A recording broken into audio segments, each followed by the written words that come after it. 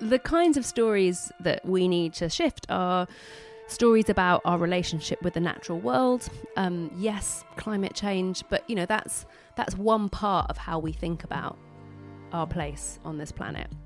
So ultimately, that's the story. It's about our place on this planet and our role. The narratives we have are the soil from which the regulation, the technology, the policy we have grow. And so we need to be working at that level to affect change.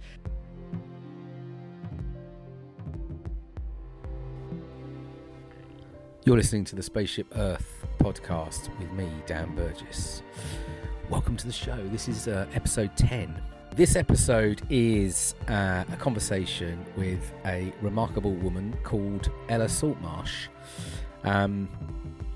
Ella is a writer, a strategist, a campaigner, a systems thinker, instigator and co-creator of a whole range of different projects that are exploring really properly interesting stuff, from rethinking advertising with her work with the Comms Lab, her Point People project that she's a part of, which is a bunch of pretty awesome women that are exploring systems change from multidisciplinary perspectives. A project called She Votes to encourage more women to vote. The Long Time project, which we talk about in this, which is super interesting about is it possible and how would we sort of shift culturally our view of time and this idea of short-termism and the ability for humans right now to think in such short-term cycles, and how might we shift to a much longer time cycle. More on that. A project called Represent Age, looking at kind of the points of view from elders and elder women. It goes on. She would describe herself as a polymath, and we talk about that a lot in this conversation. The idea of being able to work across all kinds of different sectors, different issues, different areas of kind of expertise and knowledge, different disciplines, and what is that like? Being more able to be kind of more generalist, more plural. Or how do you develop those kind of skills, and maybe also how now in the world we're living in right now, how important the ability for kind of pluralists, for people that can actually work across multiple dimensions, and the importance of that, and how it's not naturally how kind of the world has evolved, a world of kind of specialisation. And we shed light on a couple of projects that are really coming to life right now. But she works a lot with narrative, particularly around environmental issues. How do we change stories that we hear in our culture so that we can respond appropriately against some of the things that are coming our way, and what's the sort of power of kind of story and narrative in that. We talk quite a lot about systems. You hear that a lot. Systems change, systems thinking. What is that all about, eh? What is it all about? So we explore a little bit of some of the systems change work that Ella's involved in. I'll put a bunch of links into the show notes. But I'm going to cut into the conversation. I hope you enjoy this one. This is episode 10 of the Spaceship Earth with Ella Saltmarshe. Ella, welcome to the podcast. Welcome to the Spaceship Earth. Thanks for finding the time to do this. I always wanted to start. You've got a lot of things going on, and when I say, I guess you're on your Instagram, you say story and systems and shaking things up, which I love. But I guess we'll get into where things are now. But could you give us a little bit of your story, of how you've got to where you are now? Yeah, sure. Hi, Dan. It's great to be here. So how did I get to where I am now? So I grew up on a remote farm in Cornwall, and didn't have a TV, and so kind of spent my days feral, with lots of books. I was really into stories from a very young age. And also had parents who were quite politically active. So I was being kind of, dragged to Greenham Common, and it was kind of taken on protests from a very young age. And so I kind of grew up immersed in this world of like nature, story and activism. And those are the themes that have kind of animated my life. And so I was making up stories from a very young age. And I started to become an activist. So I remember I was really young, 6 or something, and writing a letter to Maggie Thatcher, completely self-initiated. Like my parents had nothing to do with it. And then what did you write about? Oh, it was about the Falklands. I was really cross with her about the Falklands. 82? Yeah. So I was like 5. It was really, I could barely write. And then just continued that activism. So I remember when Red Nose Day first started, I got my school to do the first Red Nose Day. And then we had elections at our school, and there wasn't a party that I believed in. So I formed a new party. Excellent. What was the party? The New Green Labour Party, won the elections. And so, I guess just started to be an activist from a young age, but also, have had a strong fantasy life. So I've always kind of made things up. And so, as an adult, I kept these strands going. So I've always written fiction. Now I write drama for film and TV and theatre, but also this kind of passion for working towards a better world. And I guess through much of my 20s, that kind of plurality was actually a real source of pain, because I always felt that I wasn't being a grown-up by doing these very different kinds of things. So on the one hand, I had a career in international development, was working all over the world, increasingly focusing on climate change, advising NGOs and donors. And then I was also, writing short stories, and then writing screenplays, and then, getting representation for that side of my work. And I think I always felt that I was, that I was somehow being immature, and that one day I'd grow up and just do one thing, because that's what adults do. And because I've seen because I've seen you talk about this before, leading a plural life, and which I find absolutely fascinating as well, because I'm in different but similar, that I have many things going on that I feel energy for, whatever, and I've often found that, at least in the past, really quite difficult to even understand it. Even though is that a good thing? Is it almost slight shameful almost at sometimes in my early years? But yeah, absolutely. I mean, and I felt that too. I was always kind of hiding different bits of myself.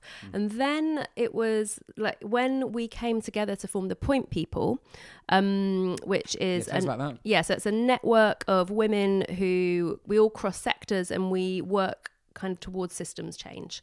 So we formed about 8 years ago, and suddenly I was amongst all these other people who were really plural. And through that, I got the kind of courage to do that TEDx talk about being plural, and to kind of come out of that closet, and to stop hiding all the different parts of myself, and to really make a case about why we need plurality at this moment in our history.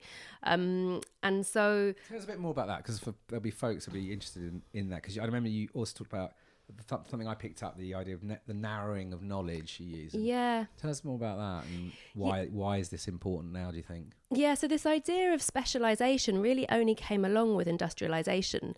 Before that, we had always understood wisdom and knowledge to be about the widening of experience rather than the narrowing of it. And then as industrialization came, and we had the specialization of the division of labor, that didn't only apply to kind of Henry Ford and his car manufacturing lines, it applied to intellectual labor. And so suddenly we saw the rise of specialization. And as it gave us loads of great stuff. Specialization is really important, but it's not it needs to be balanced out, and in some ways the age of the monomath, which was the last century, is responsible for a lot of the problems that we face today. This very kind of singular blinkered way of understanding the world means that we have the challenges we have, whether they're about, climate change or immigration or poverty or inequality. And actually, when we start to take a more plural when we start to take a more plural approach, it enables us to connect the dots. It enables us to think more systemically. It enables us to collaborate much more, because plural people like us, we cross different sectors. Like, we just live in all these different worlds. We speak all these different languages. And there is such value now. Like, there is no one silver bullet that is going to solve climate change. There is no one business. There is no one social entrepreneur. Instead, it requires kind of new coalitions and like knowledge being mobilized in new ways. And so plurality it's really important because of that. But it's also what I've really seen, because I've been talking about this now for about 8 years. And there's been such a shift. So when I started talking about being plural, it was to do what I'm doing now, making the case for why it's important. But now when I speak to young people about it, they don't have any choice. They are going to have to be plural. I mean, our economy is changing so fast that, in fact, we're all going to have to be plural. Like, who knows what the world of work is going to look like in 10 or 20 years' time? We are all going to have multiple careers. So the more we can learn about what I call like the craft of being plural, because, it's a set of skills, essentially, like, the better, just because we're going to need it for our survival. So now when I speak to young people, they're like, they still feel some shame because there's still a hangover of that. Yeah. But they're like, we're just having to live like this. It's fascinating, isn't it? What is you talk about that kind of a set of skills or practices or whatever. Can you tell us a bit more about that? Like, what do you see as the sort of skill set for a kind of plural approach to life? Yeah, so I talk about like the ABC of being plural. So like the A is for being an autodidact. So it's about learning. It's about it's about constantly learning. And so curiosity would be there. Curiosity is really important. And it's kind of taking responsibility for learning. Like when I was younger, I thought, again, like when I grew up, I would know with a capital K, and I'd teach, because that's what people who know do. Yeah.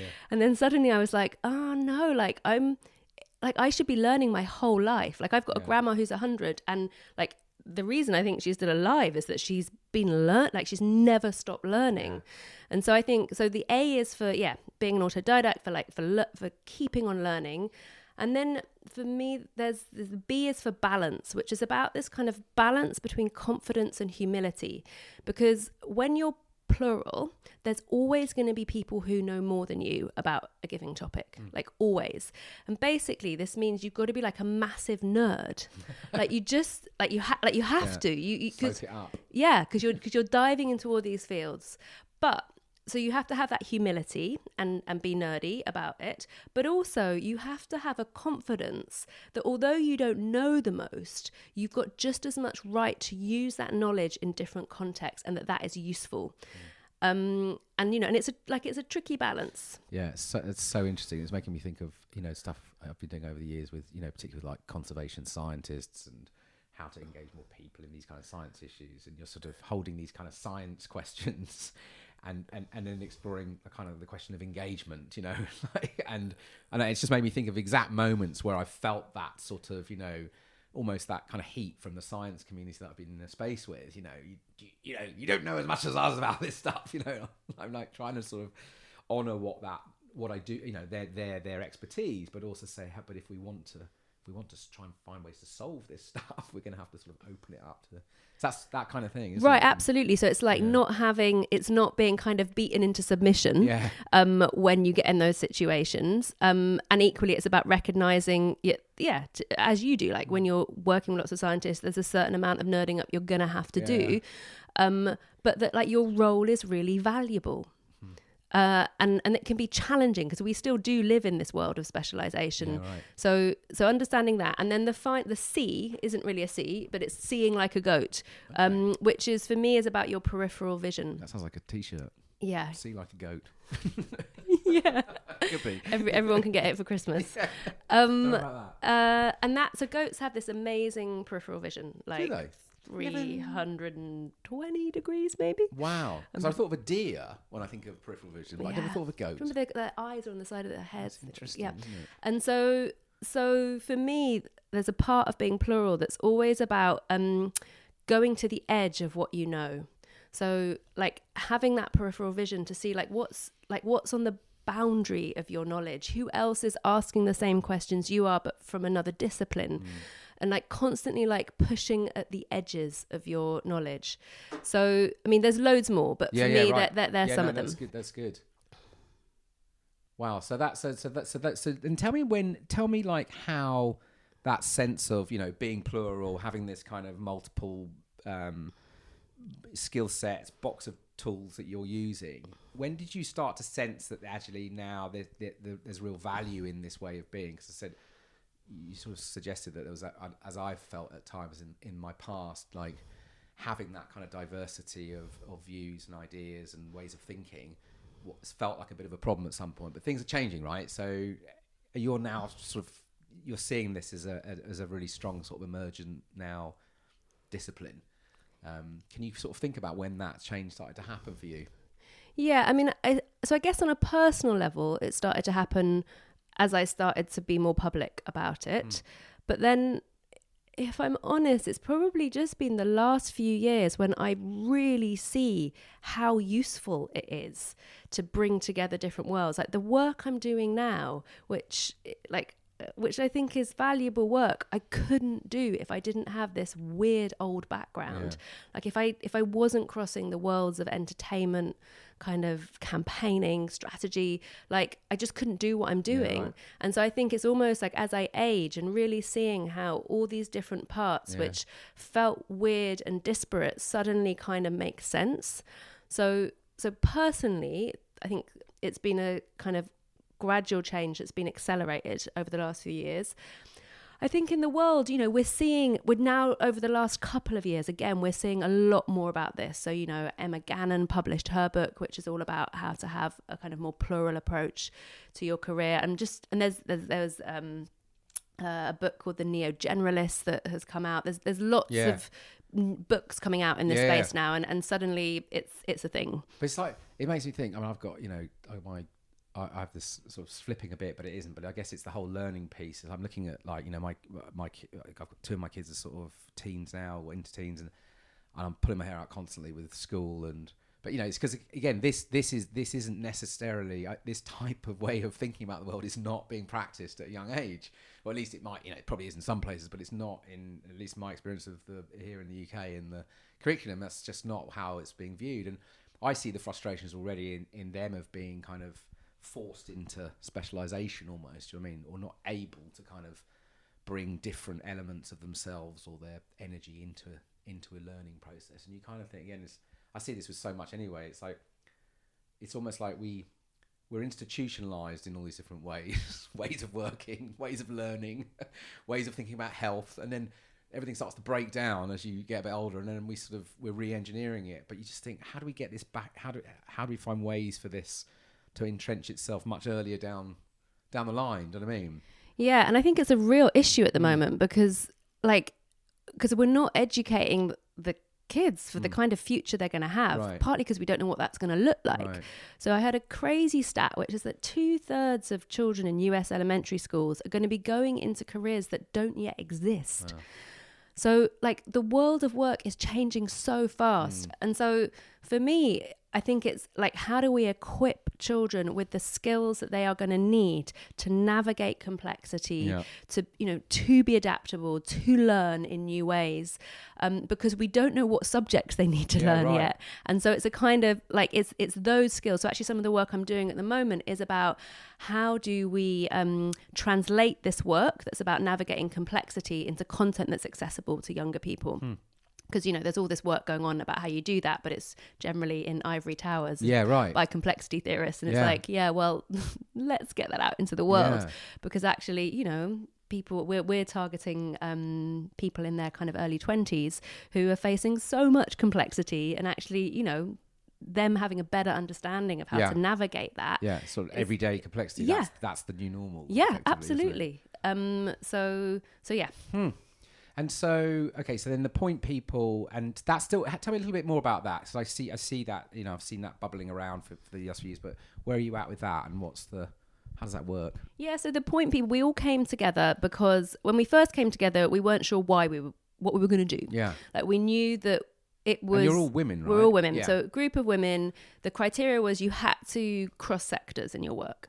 And that was it. And then very quickly, we're hearing a lot of people talking about systems and systems change in our networks. And we did an initial project with Oxford Uni about like, what is that? Yeah. Like, what is the practice of systems change? Like when you are doing systems change, what does your Tuesday morning look like? Yeah. And so we interviewed loads of practitioners and we created some something we called a systems compass.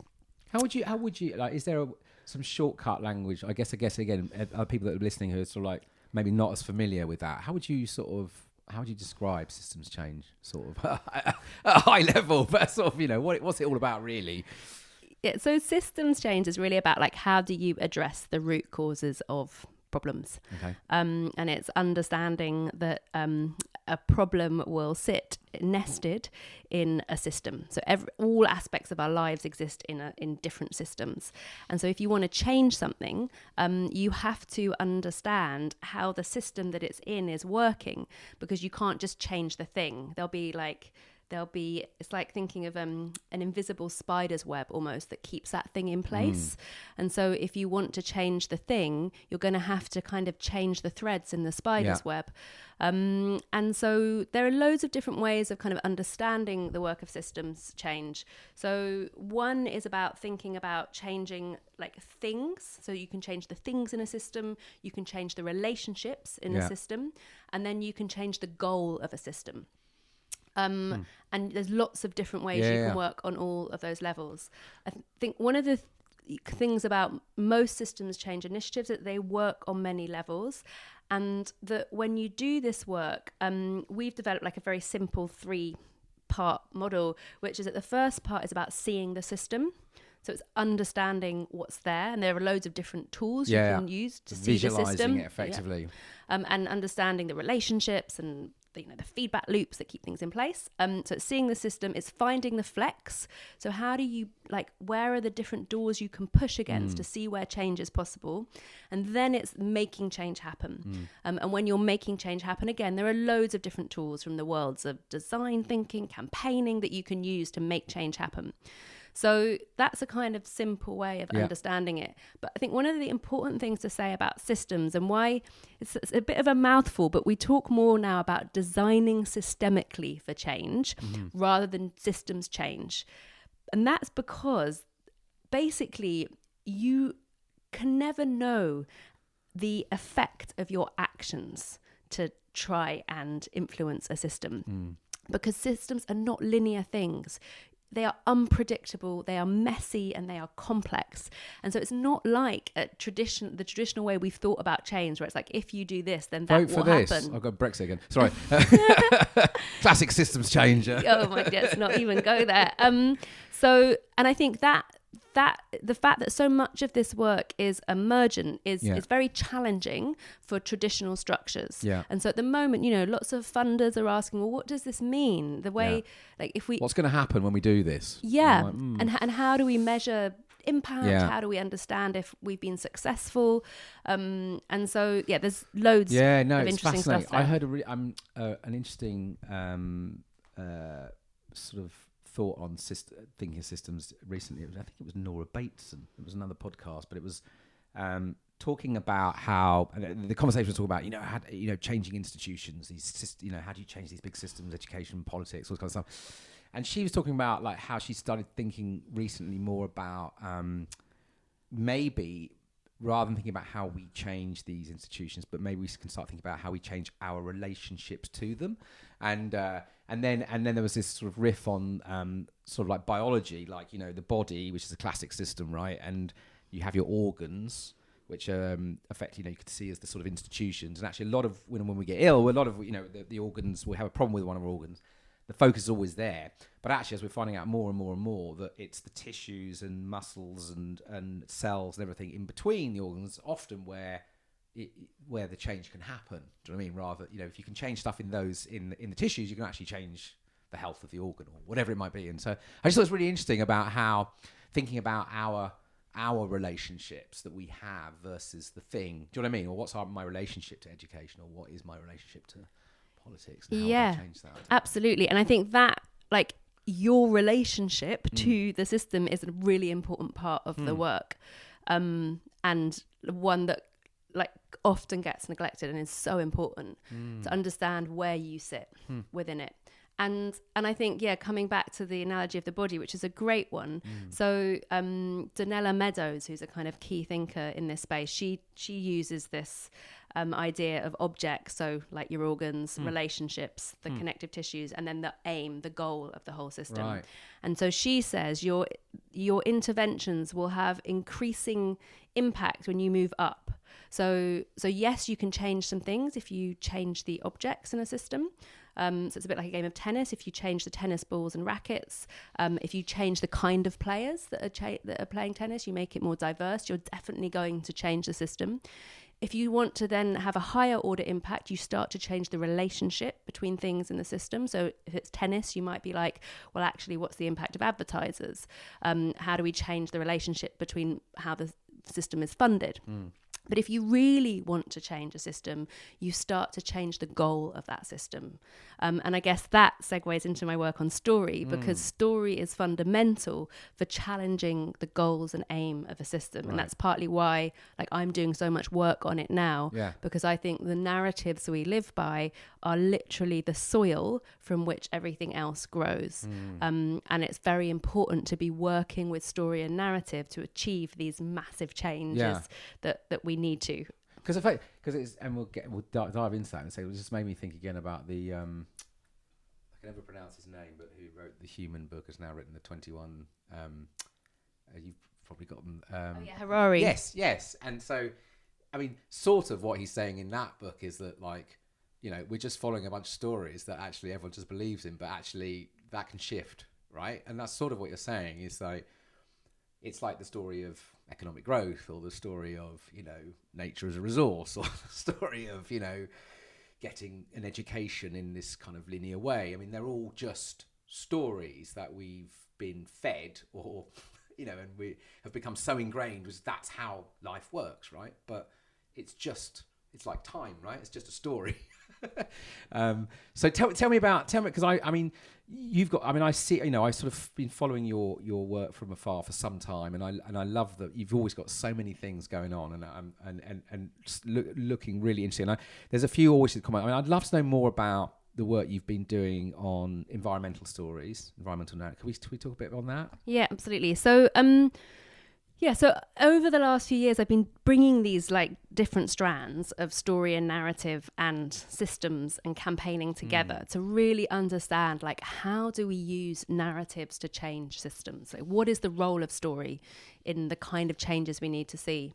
And story is such a funny thing, because I think it might be just because we read them when we're very little, that we think they're these kind of childlike, they're quite benign things. In the world of social change and policy, there's an idea that you do the real work and then you tell some stories about it afterwards. And yet, story is the most potent thing. It literally makes and breaks civilizations. Harari writes in that book, the only reason that as humans we were able to live together in cities was because we invented common myths that bound us and legitimated hierarchy. There's no way we would have had the world that we have without story. And so it is this incredibly potent thing. And so part of my work is about enabling people to realize this is an important thing. Step one. Yeah. And I would how's that been? What's that journey been like? Well, it's interesting because I published this piece on it early in the year, and I thought I was writing this really nerdy niche thing that no one would. You're geeking out. I was looking at the role of story in systems change, and I'd spoken to loads of different practitioners, so I was really excited about that, and it got published in the Stanford Social Innovation Review, and it's become their most read article of the year. Amazing. over 50,000 people have read it. And I'll put it in the links to the show notes. Yeah, and for me, I was like, the New York Times picked it up, and I was like, wow, like, what's this about? Amazing. And so I think the moment for narrative has come, and I think that's partly because we've seen Trump, we've seen Brexit, we've seen the power of story have negative effects on our worlds. And I think for a lot of people on the left and in the progressive movement, there has always been a suspicion of story. There's been an idea about the purity of fact-based communication, and like, facts are really important. It's very important that we have facts, but we also need to engage people emotionally, because that's just how we operate. Like, we are irrational, messy beings, and we don't often act in our own best interests. Even like, the truth doesn't necessarily set us free. We have to work at this kind of story emotional level to achieve the changes that we want. So I think partly just the insane world that we're living in right now is suddenly helping a lot of people who traditionally have been a bit suspicious of narrative realize it's important. It's interesting, just quickly on that though, in your on the fact thing, like, I mean, again, I sort of bring this back to what I seeing with kids a bit, is in the way that learning is happening. We've become very obsessed with fact though. There's not that much room, at least again what I can see, for subjective thinking, different ways of knowing as a child, in the system, of discovering their own point of view on these facts. Do you know what I mean? It's almost just, again, it's this sort of like, this is what we're learning, this is important, and there's not much opportunity for individuals to sort of find their own take on, what do they think about this? Are they, do you know what I mean? How is this fact being created, sort of thing? Yeah, and it's so interesting, Dan, because for me, like, that really resonates with my education. So I did science through school and was going to be a doctor. You went to Steiner, didn't you? No, I didn't. I just went to like the local comprehensive, and then to a community college, and so but I was going to do medicine, but the way that science was taught just completely eliminated me. Like, I there was no room for me to have any self-expression or opinion. And I think as a young, as a 17-year-old, I just suddenly was like, I can't do this. And so changed what I did at university. And looking back, I feel it's sad, because I think if science had been taught in a different way, I could have kept going with it. If there was more space, if there was more creativity with how we engage with science, I think, it would enable more creative minds to move into it. Interesting. Sorry, I interrupted your flow of story of where we were going. Oh yeah, so so narrative. So you've done the Sanford Review article. Yeah, and so off the back of that, so in the article I really talk about like 3 different ways I see story working. So I talk about story as light, so that's the illuminating power of story, to like highlight the cracks in a system, to highlight what the future could look like, and to highlight where change is already happening. So to really like shine a light on the edges, on the disruptors, on the possibilities. And then create an overarching narrative. So that story is light. The story is glue, which is all about the cohering power of story. So the role of story in building movements, in enabling people to come together across difference. And then finally, which is the bit that's most relevant to what we're talking about, their story is web. And so that's really about like the nest of narratives that we live in, like the personal narratives, the cultural narratives, and the mythic narratives. And those narratives really determine our future. They lock us in to certain futures. And there's a saying, that story is to human like water is to fish. So it's the thing that is all around us, but it is invisible to us. And so this work around how do we start to change the narratives that we live by so they take us to a better kind of future involves partly being able to see those narratives, so shining like a mirror, having a mirror so we understand the narratives that we're living by. And then it's about how do we reauthor, how do we create new narratives, and then how do we ensure those narratives are pollinated across society. And so that's on an abstract level, like that's the work that I'm doing now. And so Yeah. So how's that going to play out? So say with some of the environmental initiatives you're involved in, how's that going to start? So I'll give you an example. So for me, when I'm listening to that, I'm thinking I'm going back to the kind of the plastic pollution crisis right now, right? So that to me feels like having seen that, you see it coming, you've seen it coming for a long time, but now it's so visceral and visible. There's all this work that's been going on the ground to kind of create this kind of awareness, and then bang, it David Attenborough, Blue Planet, January this year, it hits the mass. And through this gateway of plastic pollution over the last 12 months, and obviously there's been people who've been working at this for years, but it's cutting through to mass engagement now. The story of consumption is starting to come through this plastic pollution crisis in a way I've never seen in the years that I've been working as you have on this stuff. This has been the most, it's accelerating discussions, questioning, inquiry, I guess, from all kinds of people in our culture and society that maybe climate change and all this other stuff has never been able to do.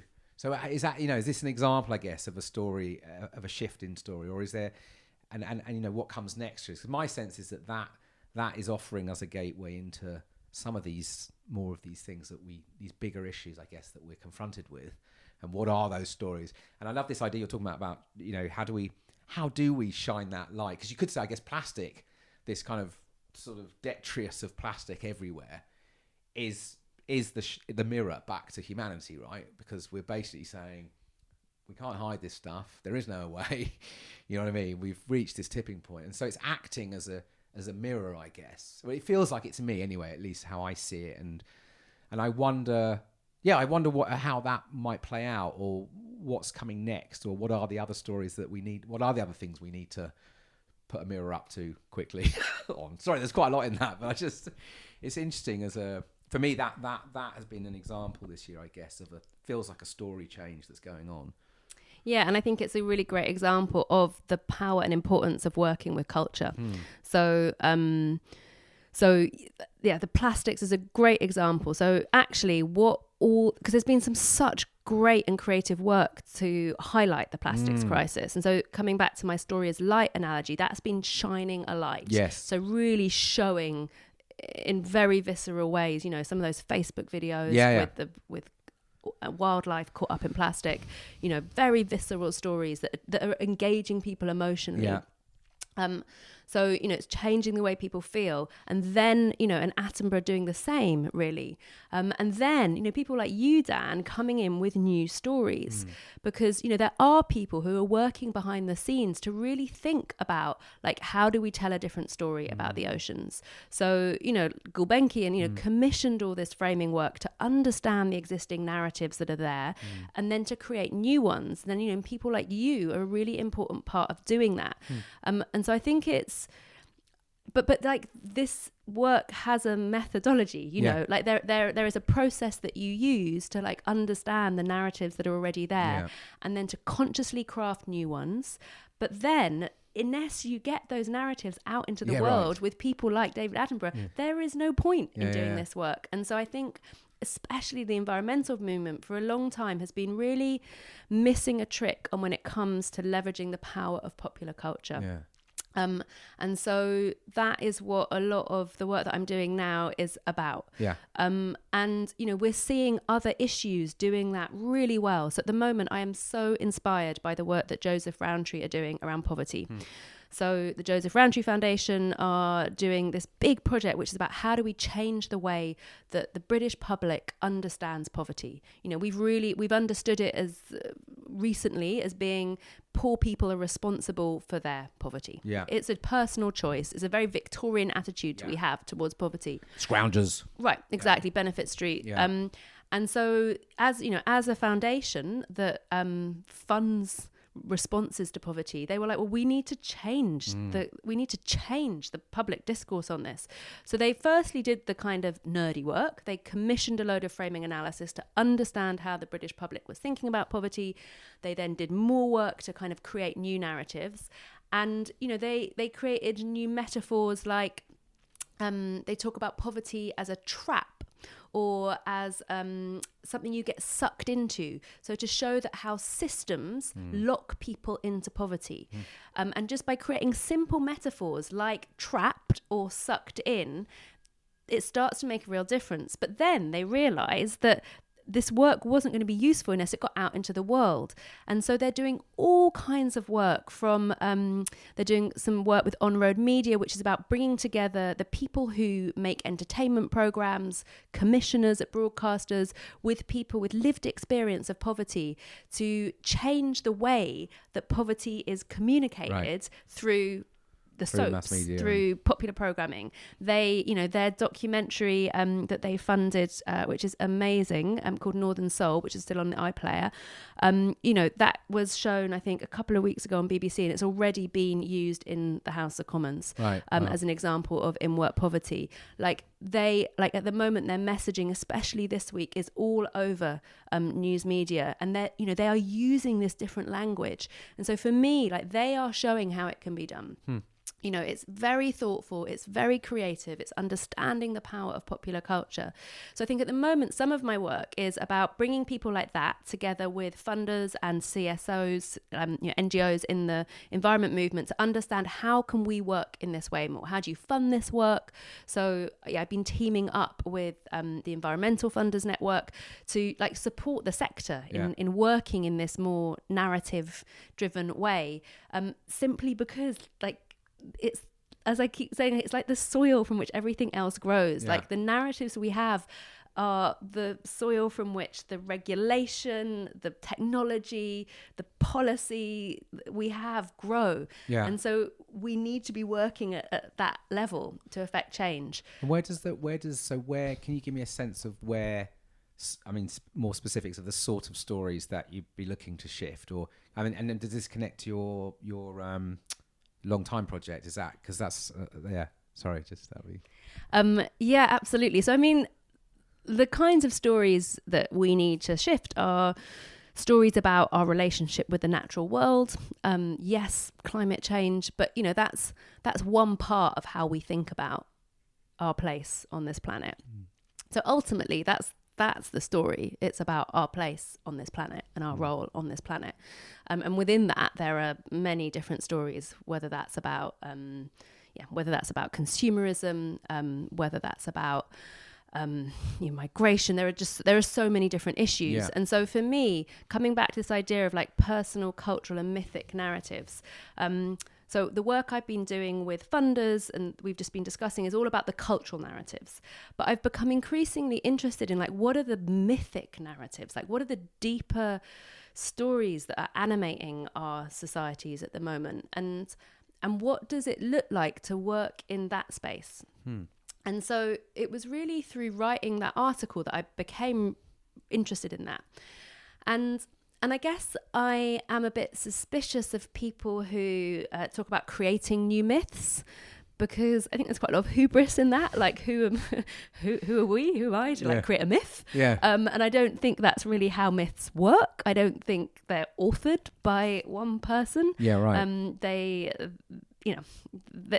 emerge, and maybe they are captured. But I just am a bit suspicious of this work that's about individuals creating myths. A myth to solve all our problems. So, but I am really interested in mythic principles. And my thinking around that's really influenced by Alex Evans and his book, The Myth Gap.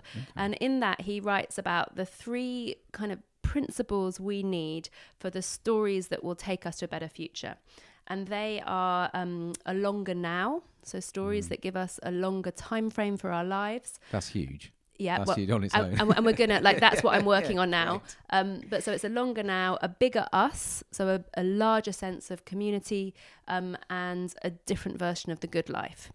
And so when I read that, I was really struck by this idea of a longer now, and I began to think about how could we support people to have a much longer perspective on their human existence. And I quickly teamed up on this project with someone who has an awful lot of cultural experience, Beatrice Pembroke. She used to be a director of creative economy at the British Council. So she brings a lot of understanding about how the cultural sector worked.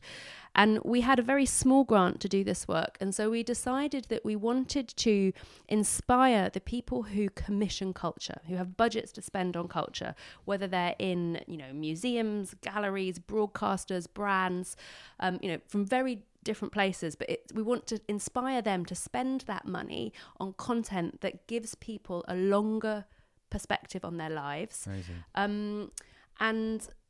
And to so that come 2020 and moving onwards, we feel differently about our place on this planet, and so that's what the project is. And we realized that part of that was helping people understand the different ways that you can have a longer perspective. So we've identified 5 pathways to the long term. So one is deep time. So that's work that, connects us to the over 4.5 billion years, the history of this planet. Like Stephen Harding, I did his deep time walk years back at Schumacher. It's that kind of thing. Exactly. Isn't it? And Where now there's a deep time. Oh my God, we're the last few seconds of 4.5 billion years, whatever it is. Right. And so there's some great creative work, like the Deep Time app that's been created off the back of that. And then, Global Generation are doing amazing deep time work at schools. And so, so we're kind of showcasing people like that who are doing great work and trying to encourage more work in that space. So one is deep time. One is intergenerational emotion. So how do we care about lives that have yet to come? Wow. How do we really feel? How do we care for future generations? So there's loads of work about 7th generation work from the Native Americans and exactly all that 7th generation stuff. So that side of the work is about creating tools and processes to enable people to do that. The third is about legacy. So that whole legacy mindset. So enabling people to really think about what they're leaving. The fourth is about mortality awareness. So we had a hunch that part of our inability to take responsibility for the future is our inability to deal with our deaths. Yeah, right. And so we've been working with death doulas and doing this work around death. And then the final part is really about interconnectedness. So work that shows the way that we are part of this web of life. And how's that? That sounds absolutely brilliant. How's the groups that you've been bringing into this, from broadcasters to media, how have they responded to this? I mean, it's been amazing. So the reason that we did this was that I did this with a grant that was about engaging the creative industries around the environment, and it's something I've done quite a lot of, and I wanted to do something different this time, and I've been working in this space for years and using time instead of the environment to get people to take responsibility for the future. It just is sticking a lot more. Yeah, beautiful. And so, for example, BBC Futures, who are one of the participants, are now commissioning a year-long, a year-long commissioning strand on this theme next year. Amazing. There's lots of different participants are going to be doing different work in this space. I mean, we've literally only just had the big event in October, so it's all very new. And we're really wanting to kind of grow this work. Like for me, this feels like some of my life's work. But what we're seeing is, real enthusiasm for the theme. And I think... But it's so on so many levels, because even if you just think just from today of how we operate, everything is about speed, is about impact, it's about, the way we structure, cycles and time, and the way we're rewarded through work, the way we think about our success. It's like, I have to achieve this, I have to see it. So this whole idea, even just that on its own, of looking at the way that we work or the way we function in the world, to sort of think about, actually, we might not, what would it be like to not see our impacts of our work? Or, do you know what I mean? Right, exactly. And that, that's all that cathedral thinking. It's like, Yeah, right, and the stuff that you might not actually ever see, but... Right, right. And I think as our world gets more chaotic, we become more myopic. Just, at the moment, like we don't even know what's going to happen to this country in a month's time, let alone 10 years, 20 years, 100 years, 200 years. And so for me, this inquiry is this world is not going to get less chaotic. It is not going to get less complex. Like this is it. This is the world we're in. So how do we as a species develop the means to be wise, to develop longer perspectives in a world that is just going to get crazier? Wow, it is, and you know Matt McCartney's Children's Firework, but it makes me think again. I've always been just that little idea of making decisions, just making decisions with the children in mind, and how even that as an idea, if you imagine in boardrooms, like, making decisions, and actually before the decision is made, it's like, what's the impact of this decision going to be on the next generation? Even just that shift. Right, and that, one of our participants is senior at a very big advertising agency, and that's the work he's doing in his agency. Right. He's literally trying to get them to have a children's fire, where every year they think about what's one thing they want to put on that fire, because it is damaging future generations. It is damaging the children. So some people are really very much taking some of these processes that come from different indigenous cultures and applying them in new spaces.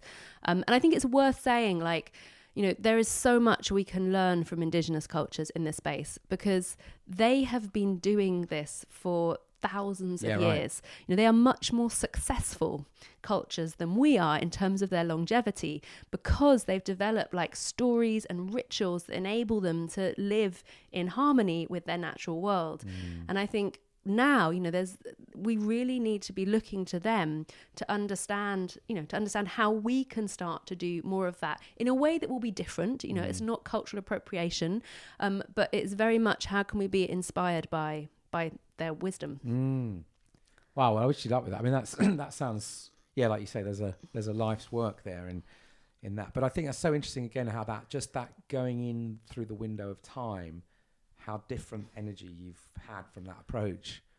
We go back to where we start from, this idea of how do you change systems, but... Well, and I think it's partly comes back to something you said, Dan, about your relationship to a system. So I think because of the kind of stories we have about the natural world and the environment, which are ones we have to change, but people often feel other to it. It feels like, it doesn't feel, it's not human, it feels distant. And so people can have trouble empathizing or caring or understanding how to intervene. And I think that's a bad thing, and I think we need to change that. But that is the way things are for a lot of people at the moment. And so using time as the entry point to start to change that story, ultimately I would love us to be living by a story whereby we do not feel distance from the natural world, we understand we are it. But time enables us all to relate to the future. And because it is universal. And I think it is so existentially meaningful to individuals, because when people, even in the few events that we've done around this, people are having very deep experiences that relate to their lives and their children's lives, that and it's those kind of experiences that really get people to change. It's always been a bugger of mine, thinking, even again, go back to the business world, but imagine if we just got rid of quarters and we just went for seasons, we just talked of seasons.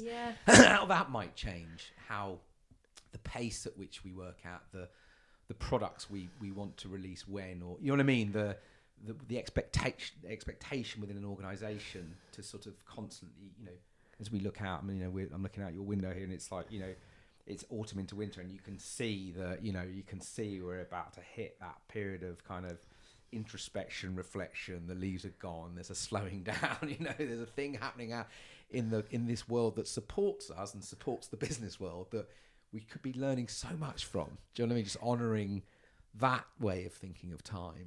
And I remember, Dan, I remember you talking about this ages ago, 6 years ago, and I was so inspired by the way that you were trying to lead your life in that way, and your organizations in that way, how as an organization, how can you be more seasonal? And I think you were really ahead of your time with that, because at the moment, so there's loads of really interesting work happening in terms of feminist business models and feminine leadership, and looking at how that is much more cyclical. And so I'm seeing a lot more thinking now that is about the cyclical nature of time, Yeah. respecting natural rhythms, and trying lunar time and all this area, and understanding how can we integrate that into our business practices. Yeah. But you guys were doing that So ages ago, interesting. so you're super ahead of the game. Trying to, but it's just interesting, isn't it, when you start to think of these things, and actually I'm starting to think about how you've been sharing this story of the system work, and actually you can start to see how these are stories and they are frames and ways of thinking about what we do and how we show up and how we think about the world, and that helps us hopefully shift our ways into something more, I don't know, more regenerative, I guess. But I'm conscious of time, and there's obviously loads of other stuff I'd love to talk about, but maybe we can. I mean, two things. First of all, like, where can people follow what you're up to, get involved, or what's on the horizon as well, and where can people sort of find out more about it? Yeah, so the Long Time Project, check out Medium for that. So I run something called the Comms Lab, which I co-founded. So check out the Comms Lab. The Point People, find them in all the normal places. I'm on Twitter @saltsea. And in terms of the future, like, I'm really wanting to grow this long time work. I think, we began the conversation talking about being plural. And I think, so I think we are differently plural at different stages in our lives. And I've had a very intense period of being very plural. And I'm actually really now feeling that I want to channel a lot of that in a more focused way right now. And so, the time work is really the stuff that I'm going to be focusing on, but then also really looking at this work around story and culture and how we work with that more intelligently. So I think they're the two kind of animating themes. But I'm always going to be like writing plays and films and stuff, because that's a whole other thing. That's a whole other thing. Oh yeah. Well, maybe we'll have to do another one at some point about all of that work. But amazing. Thank you so much. One last thing, there's a question I'm asking now. So there's the idea of the spaceship Earth, as we know, is, we're on this kind of life-giving rock hurtling through the universe, which is quite mad, isn't it? It's like, that in itself maybe we should talk about that a bit more. This planet exists because it has an operating system which can regenerate itself, and it can function if everyone knows the rules and it respects those laws. We're kind of there. And so this idea of sort of deep human cooperation and respecting the operating system keeps a healthy kind of spaceship flying. And so, there's the phrase that came from that work, which was, there's no passengers on Spaceship Earth. We're all crew. And so I was just wondering, like, with where you're at right now, like, where do you see, if you could sort of encourage people, like, where are more crew needed in the world? Where would you encourage crew to sort of go right now, or for people to step up? Oh, that's such a good question. I love that quote, and for me, so I've got a magnet on my fridge, which says, I want everyone to realize their power. So for me, I think part of this time is all of us realizing that we have agency. We have so much more power than we know, and so my first instinct is to say to people, just whatever the thing is you think maybe, possibly, perhaps could be a good idea to do that.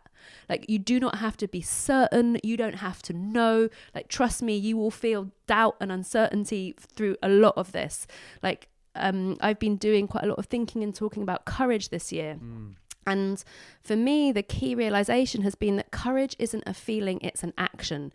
What courage feels like for me is like nausea and doubt and uncertainty. But then I act. And the action is the courage. So, like, don't wait to feel courageous to act. Nice. Just act in the face of all of the weird negative emotions that you will probably have around acting. So, like, my first answer is, I think most people listening will already have something that they care about and have some idea of just what the first step is. That's all you need to know. You don't have to have a massive vision. You don't need to be an expert. You just need to, like, take the first step and then the next step. Like, so much of this work is literally like feeling in the blind, like feeling in the dark, walking down new pathways where you have no idea where they're going. So, and then where are people needed right now? I mean, we need to take action around climate and biodiversity when we're talking about the environment and and around inequality and poverty and attitudes towards migration. Like they're the things that I'm really focused on. And then of course the big overarching one for me is feminism. And so but I don't want to, in some ways I think it's less effective to tell people where to take action, because I think we're all needed to take very different kinds of action on very different kinds of issues. Right. So it's more getting people to really reflect on what they care about and what's meaningful for them, and then doing it in the face of all of the panic and doubt. And I love that, the courage thing, because for me, I've also believed that that's the hard work, right? That's the core, but that's a lovely thing that is tend to like listen, go where your heart wants to go, right? Often is thing, and it's a sort of underutilized organ of perception in our heady world. And also understanding that courage doesn't necessarily feel good. Like we have this idea of it being like, I don't know, a fist in the air. And like if you speak to anyone who has done courageous things, it's so scary and unsure. And I think the more we can understand that, the more we can like do things even though we feel weird and it feels really difficult. Because if the thing we haven't really talked about is the emotional side of this work, which is like, it's tough a lot of the time. And I think learning how to hold the really difficult emotions that come when you do take a stand and you do take risks is really important. So for any listener who is like feeling weird or unsure or doubtful, like that comes with the territory. That's all of us. It's no reason not to do anything. I think life is about how do you act in the face of those feelings. Amazing. Ella, thank you so much for your time. It's been great to catch up, and wish you like loads of great vibes for all this work, and see where it all goes. But really excited to see where this stuff pans out, particularly the long time project. I think that's just so awesome. So thank you so much. Oh, Dan, well, thank you. And thank you for doing this. Like, I think it's really important to hear from more people about what they're doing. So you are providing such a service. Good. Well, that's what I'm here for. Cool. Thanks a lot, Ella. Ciao. So that was Ella Saltmarshe. I hope you enjoyed that conversation we had. It was fun to explore some of those things with Ella. Her works, as you can see, is sort of prolific and really diverse. So do check it out. I'll chuck a bunch of links in the show notes. And a nice little thought on boosting our courage to go out in the world and have a go at the things that we feel passionate or curious about. So hope you enjoyed that. As ever, any questions, thoughts, ideas, rants, send us a note or give us a DM on Instagram or on Twitter, or send us some signal from afar, from across the internet, some sort of raging emoji if it's sort of boring you or something.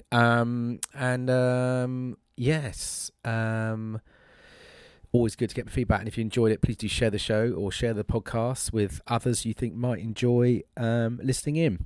And remember, folks, there are no passengers on Spaceship Earth. We're all crew. Until next time, peace and out.